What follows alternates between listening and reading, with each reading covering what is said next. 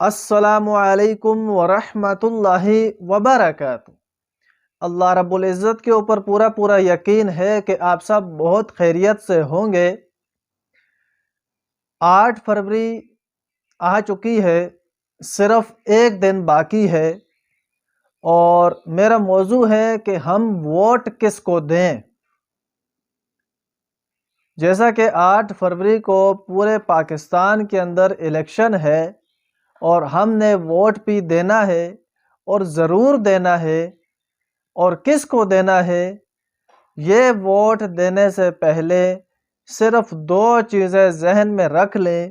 ایک، حضور علیہ الصلوۃ والسلام کی جو عزت کرنے والا ہے، حضور علیہ الصلوۃ والسلام کی ختم نبوت کی جو آواز اٹھانے والا ہے اس کو، اور دوسرا پاکستان کو ووٹ تو ضرور دینا ہے کہ ایسے شخص کو دیں کہ جب بھی اس کی حکومت آئے تو حضور علیہ الصلوۃ والسلام کی ختم نبوت کا مسئلہ جو ہے یہ پختہ اور پکا ہو، اس کے قانون کے اندر گڑبڑ نہ ہو۔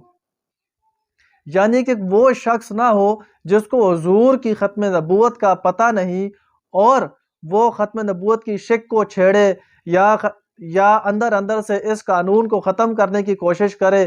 ایسے شخص کو ووٹ کیا، ایسے شخص کو دیکھنا بھی گوارا نہ کریں۔ اور دوسرا جو ہے وہ یہ کہ پاکستان کے لیے ووٹ دیں، اپنی ایک گلی پکی کروانے کے لیے ووٹ نہ دیں، اپنی صرف ایک علاقے کے لیے ووٹ نہ دیں، پاکستان کے لیے ووٹ دیں۔ ایک زمین ہے کسی اور کی، اس کے اوپر آپ جتنی مرضی محنت کر لیں، بنگلے بنائیں، بلکہ عالی شان محل بنا دیں، لیکن اگر وہ زمین آپ کی نہیں تو وہ آپ کا محل بھی آپ کا نہیں، ایک دن آپ کے ہاتھوں سے نکل جائے گا۔ اور میرے بات کرنے کا مقصد یہ ہے کہ اگر پاکستان ہے تو ہماری گلی پکی ہے، کچی ہے، ہمارا گزارا ہے۔ اگر گلی پکی ہو جائے، ہمارا علاقہ اچھا ہو جائے، گیس بھی لگ جائے، سب کچھ ہو جائے، جو سہولیات علاقے کے اندر نہیں ہوتی وہ ساری سہولیات آ جائیں، لیکن پاکستان ہی ہمارا نہ رہے تو ان سہولیات کا ہمیں کیا فائدہ، ہم نے ان کا کیا کرنا ہے؟ صرف 2 چیزیں ذہن میں رکھ کر اپنا ووٹ کاسٹ کریں، اپنا ووٹ دیں۔ نمبر 1، حضور علیہ السلام کی ختم نبوت کے اوپر آواز اٹھانے والا شخص ہو۔ نمبر 2، جو پاکستان سے محبت کرتا ہو، پاکستان کو بنانے والا ہو۔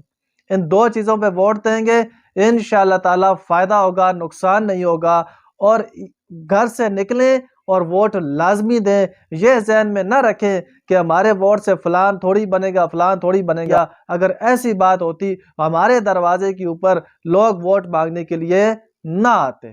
ووٹ بھی دیں اور حضور علیہ الصلوۃ والسلام کی ختم نبوت کو سامنے رکھ کے دیں، پاکستان کو سامنے رکھ کے دیں۔ السلام علیکم ورحمۃ اللہ وبرکاتہ۔